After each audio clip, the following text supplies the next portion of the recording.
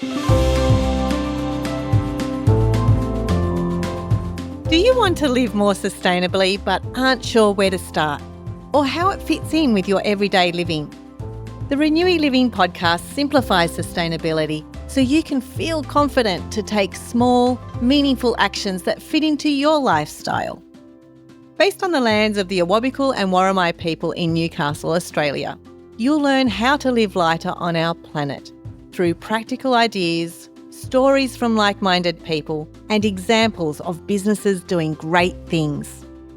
With an open heart and mind, join me, Marty Lee, as we explore how to consume less, build stronger community connections, and thrive in your neighbourhood, wherever you call home. Welcome to the Renewy Living podcast. Hello, I'm Marty Lee, and welcome to the Renewy Living podcast. The building and construction industry takes up a huge chunk of the total waste generated in New South Wales and across Australia. Far more than what comes from our everyday household rubbish bins. When a building comes down, so many materials are left behind. But where do they all go? The good news is there are great solutions for recycling in construction, and in this episode, we're delving a little deeper into one solution. I'd love you to meet Shaun Oldfield from Coastal Recycled Building Materials on the Central Coast of New South Wales. After an unexpected career shift from hotel management to recycled building supplies, Shaun loves being part of a team that's passionate about showing the value in giving timber building and construction materials a second life. In our conversation, we chat about the community who uses recycled materials, how sustainable living can begin with something as simple as a personal hobby, and why there's so much potential in looking at waste differently. G'day, Shaun. Good afternoon. Nice to meet you. Thank you for that introduction. You're very welcome. I know it's a long introduction, but I think it really sums up beautifully, like you and your business as well. And we're here in your office at your timber supply yard in West Gosford. Yes, it probably looks like most yards around the area. It is slightly dirty, bit dusty. However, there's some gold in here as well. Absolutely, and I look forward to having a tour. Shaun, you started in hotel management and now working timber building supplies.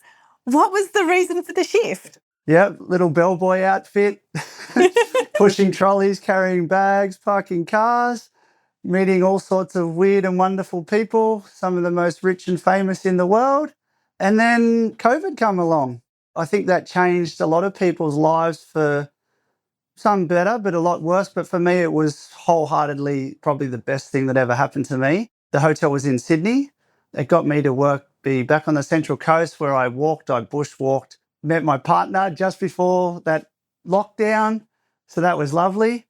And then, yes, just one day on my journey, I bumped into an old friend who we were very tight at high school. And then I've gone down working in Sydney. He's gone with his entrepreneurial businesses. And then we had a beer and he said, "What are you doing?" I said, "I'm bushwalking and surfing."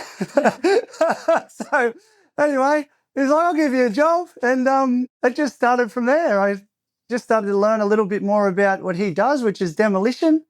And then I was just delving a little bit deeper as to what happens to the materials they take down from homes. And it came evident very, very quickly that there's a lot of stuff that can be reused that is not. He was one of the forward-thinking people that was keeping a lot of the stuff, but still not having the time to pursue any sort of recycle, reuse kind of thing. So he gave me a go and here we are.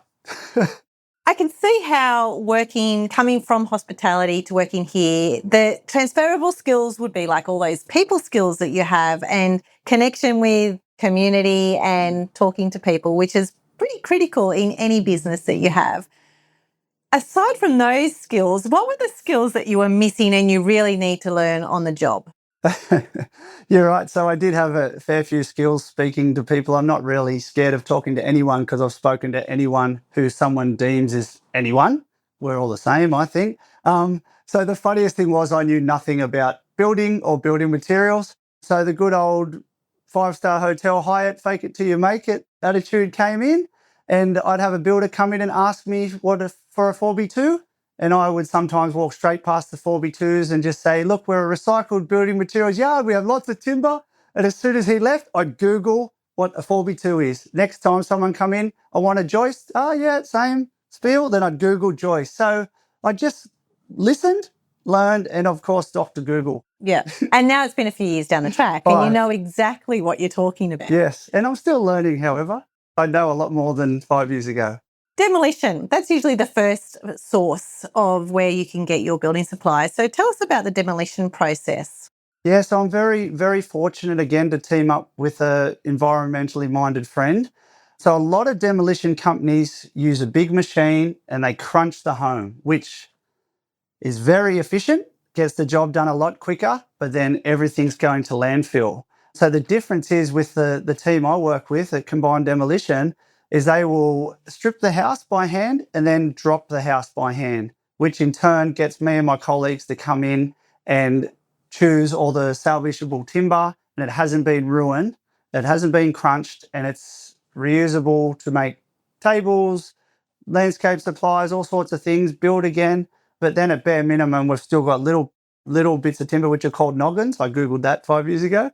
And what's a noggin? Just a noggin is just a smaller bit of timber that holds sort of two adjoining pieces together. So even that, we can use that for firewood. Right. So that's not good to use in building again. Not particularly unless you were like, there are people make chopping boards, all sorts of cool little things. A little piece like that, yes, 100% they could use. But more often than not, that will be firewood, which again keeps people warm. So it's still got a purpose better than being at the tip. When it's through the demolition stage, how do you know that the timber is actually salvageable and can be repurposed for building? And if it's not building, what else could it be used for? Well, that's a very good question. So the good thing is we know pretty early on because we have certified people going to check for the asbestos. If there is asbestos, it'll be removed the proper way and disposed of in the right way. The timber, again, it's just from time around. I can look at something and know whether or not it's going to be salvageable. Obviously, just check no termites. There was a thing back in the day they used to put all over the timber called creosote, which kills termites, which again, I'm not sure of how good it was or wasn't, but that's the sort of thing you don't want to be messing with in your lungs. So something like that we would be telling people not to use for machining. It would be more just maybe something that doesn't need to be handled too much. And other things you could use these things for are basically the same. Like if it's in a salvageable condition, it's limitless what you can do with timber. Who are your main customers that come into your yard? It's funny because we've ended up with this whole little community now, and I have everyone from your builders, your landscapers, but now we have people like retirees, DIY, that whole block generation, people wanting to do things from themselves has helped somewhere like this because you have all these random people in. But also, you're not going to believe it, is we have a lot of people come in just to have a chat. That is wonderful. It's very funny. Did you ever foresee that was going to be the case like 5 years ago? Not really, but I don't know what it is about me, but I'm like a magnet. And I have all sorts of people attract to me, even walking down the street, whatever. I'm always just, I don't know what it is about me. Maybe I'm funny looking, people want to engage, but I've always just had all sorts of people engage me. And then since, yes, we're mucking around on Instagram now and meeting more and more people in our community through sponsoring board riders clubs and other things and doing fundraisers for mental health and for cancer and all these other things, I've just had people coming in sometimes to want to talk a bit of rubbish and just have a bit of banter, but sometimes I have some seriously deep conversations with people and I love it. I reckon it's great. I think that's like one of those beautiful things about having an independent business and a recycling business is that you're doing good for the environment because you're using all these recycling timbers,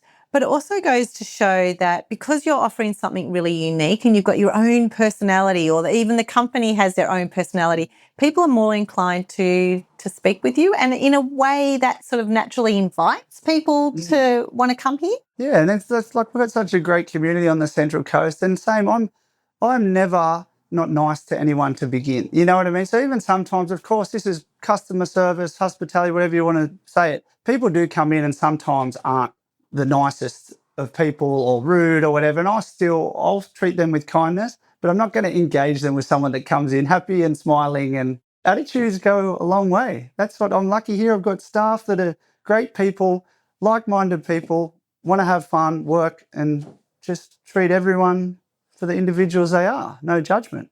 Shaun, let's go on a tour of your, what do you call it? We call it the yard. The yard. Okay, yeah. Okay. Shaun, let's go on a tour of your very yard Australian. and we'll have a bit of a chat about the types of timbers that you've got. And just remember, walking around the yard, obviously it's a little bit noisier. We're in an industrial area. So this is it.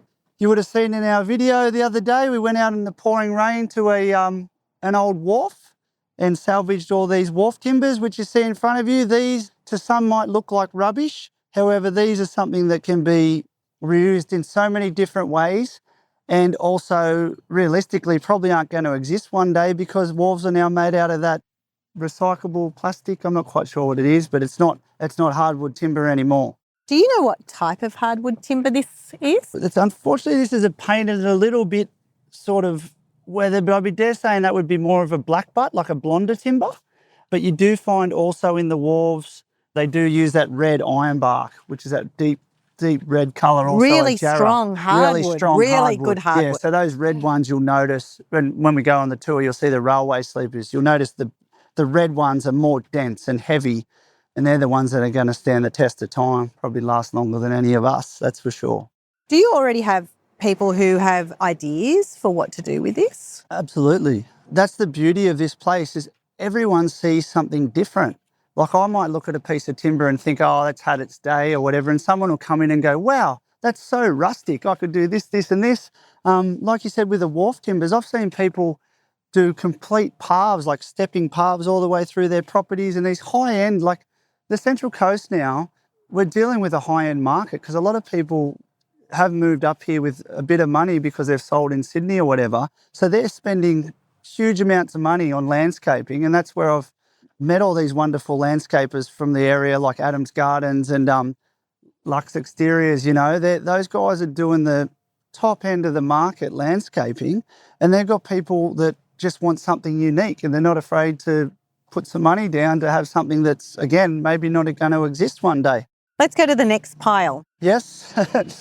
So on your right here, you'll see the firewood. So that was, again, those noggins I spoke to you about. All just sort of, we've deemed the pieces not quite long enough to be reusable. And the difference with this sort of stuff is that we will cut the nails off. So whereas everything else we have in the yard, like these timbers in front of you here, they're 4x2s. You don't have to Google it. Oh, there we go. There's your 4x2. So again, there's the famous 4x2s. That's what it looks like.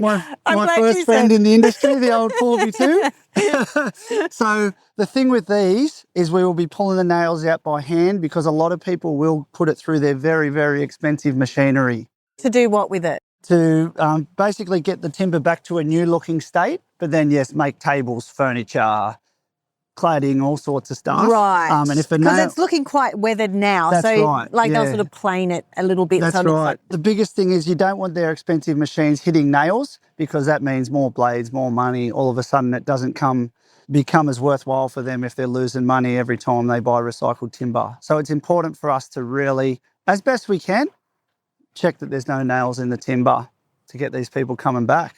For non-building people, what's a 4x2 used for? Well, I'm a non-building person. Help us all out. So these sort of things are 4x2s. I generally find these in the floor of a home. Okay. Yeah, so they'll be running along the bottom. Often call them joists. Again, we'll Google that just to double check. Yes, I think I know a joist. Yeah, so they'll be mainly in the floor. These are the things I'm sought after the most because, like a lot of this stuff, it's not going to exist one day because homes are being built differently now. They're being built out of structural pine and steel, which again, great. The steel you should be able to recycle in the future, but the structural pine's going to be... You can't recycle that you know of? Not really. It's just such a soft timber, and by the time... It wouldn't be worth doing it like we do for the hardwood because the meterage, you can buy new stuff at Bunnings. I don't want to say that word Bunnings, but Bunnings. You can large buy new hardware store. Yes, large hardware store for probably cheaper than you're going to be able to do it if you're trying to salvage it like we do with the hardwood. The difference is that you've got the value of hardwood, Yes. which is structurally more sound Absolutely. than a soft Yes. pine. And the thing is with this stuff too, it's been in homes for 50, 60, however many years. So it is so hard. It's the hardest timber you can possibly get. And that's why a lot of builders don't want to work with it, because they can't just bang a nail in it. They've got to pre-drill, countersink, all this stuff that makes more time for them. But then time is of the essence, and if you want something done right, it's nice to get a builder. It'd be great to get a builder who works very well with this kind of timber. Well, that's right. And there are some of them out there. And I think now with the way the world is at the moment, people are starting to be a little bit more sustainably minded. But unfortunately, still the thing is time and money. People are like, well, yeah, I'd love to use this stuff, but it takes too much time. I'd love to bring you all this recycled timber, but I'm too busy. I'm going to take it to the tip. It's really sad. It really annoys me, if you didn't figure that out. Yeah, I can hear that it really annoys you, Yeah. but I think it's great that you're a part of helping people with at least one solution. Yes. This is a solution. We're stoked to do it too. Yeah. I can see how happy you are with it. And like, wow, what a difference to come from hospitality into this. Yeah. I bet you didn't have this kind of feeling when you were in hospitality at all. No, well, you know, occasionally when they gave you like $500 tip for not doing much was pretty cool. Oh, But yeah, no, that would have been cool. But it was only, again, I'm not fixated by material possessions. I never have been. And I've always been focused on a lifestyle and work, you know, and this allows me to, one, like I'm a surfer. I love the environment. I love going out in the bushwalking. I do have a mind for the future. I've got children, you know, I want to think about their children, etc. So doing something like this where we're not doing the easiest option. We're not taking things to the tip because it's faster. We're bringing things back. We're working a little bit harder in the hope that we can be leaders in this industry, especially on the Central Coast, but then just have people maybe think there's another way. Love it. Let's continue our tour. What else have you got? So these guys here, they're bridge timbers from a decommissioned railway out the back of Narrabri. So this is one of the few things where I've had to partner up with another company. These guys are off the rails. They're a timber company out the back of Byron Bay. I contacted him about 3 years ago because people keep asking me for the wider sections of timber. Again, like over here, the railway sleepers, they are something you will never get from a home, or very, very rarely. They're not part of a home building or anything like that. So these are purely from railways.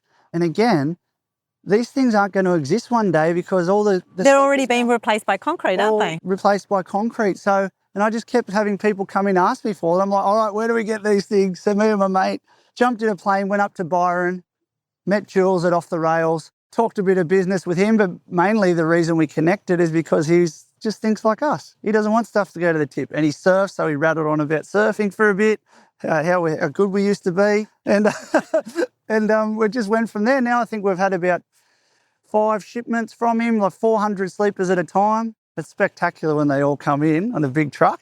Yeah, so that's the sleepers. Before we get to the other ones, Yeah. do you know what timber the sleepers are and the bridge? Yeah, so the bridge ones. The bridge timbers, these are, you can see the red tinge. So they'd definitely be like a big red iron bark. They're heavier. Like if you lift them up, they're so heavy. You're not lifting that by yourself. And then the railway sleepers, there's a few types of different timbers, but generally these ones would be like a yellow box or red iron bark. And again, I can pretty much tell, I'm not a timber whisperer, but I can pretty much tell by the weight what's what. And do you know, like from your customers, what they would use these large pieces of timber for? Yeah, so the railway sleepers, especially the A-grade ones, which are the nice, square, heavy, dense ones, people will be using them for like retaining walls or outdoor steps or seats. Coming down to the Bs, there's a little bit of a mixture of that. A B-grade's just not as perfect. A little bit more rustic, I guess the term is. Unique, might have a few little kinks in it, but it's still structural. And then you get the C grades, which are a little bit more ratty. However, still people think the character is great, and they'll use them for garden edging or something like that. Just adds a bit of character to your home. A lot of people are using them now. Seems to be like the flavour of the month. So I just felt like it's something that we have to have. Next to the bridge timbers, we've got this pile of timber, which I don't know what kind of grade is that. These are basically I've given them their own grading. These are the F grade sleepers, which to me, no one can use for anything basically. So they will probably end up firewood, I'd say. So again, still there is a use for them. However, they're sort of falling apart. They're very splintered looking. And they were probably at the end of their days when they got put in the pack. So that's the tedious thing with railway sleepers. As you can see over there, they come in huge packs, and I have to, and my colleague Warren, sort through them by hand so we can grade them, because I don't want to sell someone a pack and then in the middle they're horrible. So yeah, it's quite hard work when we're grading them, but it is worth it, and it's much easier to just have categories to show people. Again, we want to help people. That's exactly right. And I think that's what you're doing. You're making it a lot easier. It's quite a well-organised space with the timbers are in different spots, different piles. For the sleepers, you've got the other timbers to air so that they're not rotting. Well, that's right. And that's important also, because they might have been in that pack for a couple of years out the back of Narrabri, So that's the first and foremost thing, is to get them out, get them aired, and determine which ones we can reuse. And you said about the organisation here too. You've got to remember too, we have people coming in, elderly people bring their kids, people bring their dogs. We have everyone. We love everyone coming in. I give kids rides on the forklift, their mum's taking pictures. It's pretty funny. But again, it's got to be safe for people to walk around, because when we're over there sorting out timber and they were treading on nails, all sorts of stuff, So the last thing I want is a little kid to tread on a nail. What about this very round, green-looking timber? Yeah, so again, these were, I get these from two sorts of places. These were actually copper logs from wharves. They were out there probably on the Brisbane water somewhere. But the other ones next to them were from a home right on the beach at Avoca. They were actually inside the house. It didn't seem to have any sort of structural importance. It was just, I think the people must have liked them at the time. And it was this beautiful house right on the water. We used to go, it used to be a holiday house when we were kids. So we used to go sit on the balcony after we surfed and just pretend we owned the joint. Things you do when you're 15. What else have you got in your yard? So you can see, those are the machines that sort of help the boys do things a bit quicker. These are the machines that a 5-year-old would absolutely love. Yeah, so these are excavators. You've got an 8-tonne, a 16-tonne and a 30-tonne. So these are the things, especially that big one, no problem could just knock a house down straight away. Like I said, that's not how we operate. These are more for the concrete, the footings, all that sort of stuff. They will use these if a house is deemed unsafe, like it's been burnt down or whatever. Like at the moment, up at Nambucca, their sports club's been burnt and it's an absolute mess. You can have a look on our Instagram. I did a few. We'll pop that link in all the show notes of this episode as well. Yeah, so you can just have a look at the destruction fire causes. But yeah, so for instance, that machine will be up there not as a salvage tool, just to make sure everything's safe and clean for them to do their next rebuild. So if you look around to your left now, there's not much there at the moment, but this is how the process starts. We tip the timber here at the yard. We sort it by hand and deem whether it's firewood or it's good enough to reuse. And then it'll go over under our shed there and we'll pull all the nails out, cut them to length and get them up on Instagram or Marketplace or wherever. Or I do have a bit of a backlog of people waiting for things, so I'll call them, and it's pretty nice to be able to just call someone and go, hey, guess what? I've got that timber you've been waiting for. Yeah, so you get a wait list of people wanting specific timbers for specific projects. Well, that's right. And it's, to me, because I used to always wait for the surfboard shaper to call me and go, hey, your board's ready. For some people, that's timber. They're just waiting for me to go, hey, you know what? I found this 8x2, it's ready to go for you. I found this huge post you've been waiting for. Or even, I like to keep them updated. So it must have been a mill back in the day. So the Central Coast, I'll always find the timbers are a little bit narrower and not as thick out of the homes. But then when we do demolition up around Newcastle or Swansea area or whatever, it always seem to be those bigger, wider, thicker sections. And they're the things sometimes people are waiting for. And the only way they're going to get it is through one of those old homes. When it's ready to be knocked down or taken apart? It just depends, what the job is. Sometimes it is only just taken down piece by piece, one certain section. But yeah, a lot of the time it's knocked down. On the site, you've also got other things that are waste that aren't necessarily timber. What do you do with that? Well, to start, like this stuff I can see you're looking at here, that's actually another thing we recycle. So we recycle all the copper from the homes, all the wire, all the aluminium from the windows.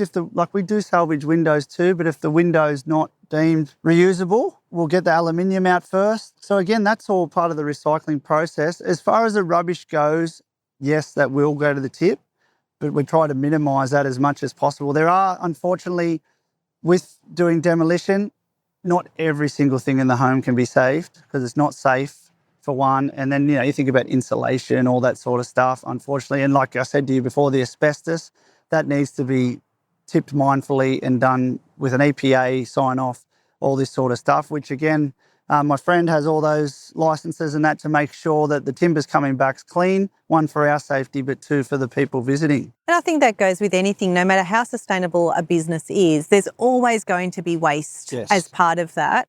But the good news is that you've helped to reduce the waste that's going to landfill as much as possible. Because as I said in the introduction, there's a huge amount of construction and building waste that ends up in landfill. So you're doing one part of the solution. Absolutely. And creating joy, like it sounds like with the stories you've already said, creating so much joy for the people who are wanting to use that timber. So we're just trying to make things a bit more fun, because taking the mickey out of ourselves sometimes or doing something silly is not going to hurt me, but it might make someone smile, and it also might make someone look into this industry that may not have before. Me being a wally running around in my wetsuit with a piece of timber as a surfboard, or, cooking with tools, silly rakes and all that sort of stuff just for a laugh. One, I know I just said this, but it'll make someone smile, bare minimum. Two, it might bring us a new customer who goes, hey, hang on, I might go and meet those wallies. Oh, hang on, I need firewood, or hang on, I need timber, or, and taking the mickey out of yourself doesn't hurt anyone, I hate humour where people go and make fun of someone for something they can't help or to put someone down. All we're doing, bare minimum, is just making ourselves look like idiots and it hurts no one but us, and we don't care. You're just adding to your story. I mean, You love surfing, you love bushwalking, and you're just saying how you're taking the mickey out of, you've got a bit of a timber and you're in your wetsuit. But let's go back to when you actually do go surfing and you do see timber floating in the ocean or like on the sand. Do you want to pick it up and rescue it? Funnily enough, again, so we went up to Nambucca with my friend and we were doing a big walk on the beach at the end of the day. And I've never seen so much driftwood in our whole lives. You can, again, have a look at our Instagram. We did a little video walking along. We're trying to figure out how can we salvage that. Like, there's got to be a way, because it's just the most incredible looking grade off timber or huge logs. And I don't know how we get it or whatever. Like, this was, probably 5 kilometres along a beach with no road. So it might be a bit of an issue to bring it back. But we had some fun, and I think that's surely the next business. Actually, don't air that. Someone might steal our idea. Oh, dear.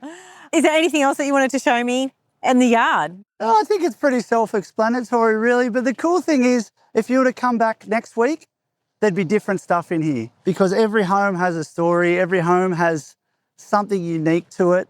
And if I was to say anything else about the yard, it would just be more, if people haven't been here, to come say g'day, and whether you're interested in timber or not, just come and have a chat and have a wander, have a laugh. It's great to meet different people. That's probably my favourite part of the job, is meeting all sorts of weird and wonderful, unique sorts of people. And I've ended up meeting so many different types that I would probably call like friends now, purely from being, like I said, purely faking it till I make it an industry I knew nothing about, but just trying to keep always true to myself, always kind to everyone above everything else, and just being real. Now that you've worked with timber for 5 years, what have you learned the most about timber? Well, consider I knew nothing, I've learned a lot. But probably the thing I have learnt the most is how much of it is reusable and how much of it is undervalued.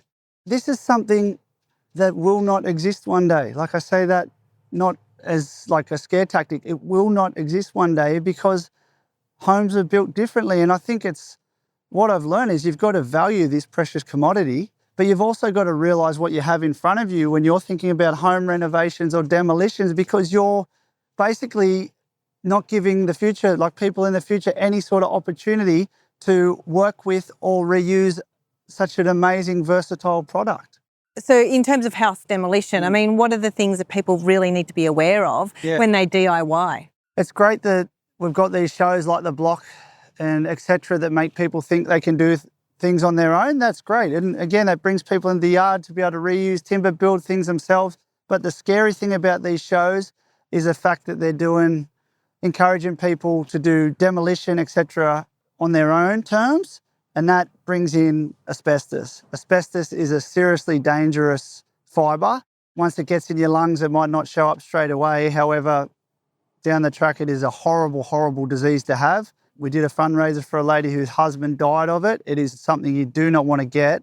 And unless you get it tested by professionals, it's very hard to know whether asbestos is in the walls of a home or not. So if you're there bashing down walls to save yourself a bit of money, you could be ruining your life and your family's life and other people's lives around you. So DIY is great, but when it comes to demolition, leave it to the professionals because you don't want to be messing with asbestos. How do you know, though, that you're getting a good demolition company? I think reputation goes a long way, but I know this is because my friend does it. People can say what they want, but if you've got a demolition company, there's others out there that are aligned with a recycle yard like us, you know they're trying to do the best by the environment. It doesn't take very long to be around the guys that work for us to realise that they actually do care. They actually have worked. They're all long-term employees. They actually appreciate being appreciated, so they want to do good by the company, and they have ended up being very good friends of mine, so they want to see us do well as well. So I think, again, in life, I only have good people around me now in my life. That's a choice you're allowed to have as you get older. So any sort of negativity or whatever, not to say I have to be rude to them or whatever, but I don't have them around me in my day-to-day life. And that goes with the workplace. The reason I love working here, I've had plenty of people work here, good attitudes, bad attitudes. The reason I love working here at this very minute is because the people around me have got the same values as me, are kind, are friendly, want to see things reused and can have a laugh as well. I love it. And that does create a good business and good team. And I also think it's the value of collaboration. When you can collaborate well with other small businesses who have got the same values as your business and you personally, because very much your personality is your brand as well. Valuing timber is a really hard thing. I mean, how do we get people to value the value of timber? That's a really hard one. And if I could answer that, I would, because that's what I'm trying to do at the moment through our socials and that, to try and make people realise that it's kind of like overfishing, I guess. Okay, let's keep fishing, fish. We want more fish. But then the fish are gone. You know, what do you do then? And it's like the homes. Okay, we want new this. We'll throw out this, we'll throw out that. But then the stuff you're throwing out is gone also. Then what? Yeah, where's it gone? And then we can't do anything about it. Can't do anything about it. We're in an amazing, the world's a scary place at the moment, but we're in an amazing time where there's still time to act on a lot of different things that can change the future for not only ourselves, but a lot of other people. And I think that's the biggest message for anyone at the moment, is just think about the future. It's not all about you. You won't be here soon enough. We're only a little speck in the whole scheme of things. So just be mindful of how fortunate we are to be in the country we are with the resources we have, and just don't mess it up, because once we've messed it up, it's done. I think you've summed it up so beautifully there, Shaun. Thank you so much for this conversation. Are there any other tips that you'd like to give listeners about repurposing timber or valuing timber? Again, my biggest tip would be stop. This is my biggest tip for life, basically. Stop, breathe, think about what you're going to do before you do it. You know, this is only something I've learnt with age. I'm 40 years old now. I've always been very reactive. But as far as timber, disposing of things, first breathe, think if anyone else could use them, where could I take this apart from the tip? That's it. Very simple. And be kind. That's my other thing. Off the track, but always be kind, you know, because someone could be having a very bad day and your little bit of kindness could change someone's. It's my other tip. You didn't ask for that one, that was free. It sums up it beautifully. Thank you. Thank you so much for tuning in to this episode of the Renewy Living podcast. I hope you're feeling more confident about taking a localised and actionable approach to living sustainably. If this episode has inspired you to take simple action, please follow the Renewy Living podcast so you can catch every episode. We'd love it if you could share this episode with your friends. It's a great way to spread the word and help more people join the conversation about living sustainably. You can even send me an email with the episode that really made it for you. Hearing your positive actions for change helps me understand how these stories work within our shared communities.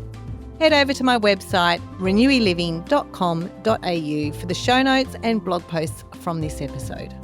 I look forward to sharing more stories from the people of Newcastle as we delve into our community's diverse social and environmental practices for positive planetary change from a localised perspective.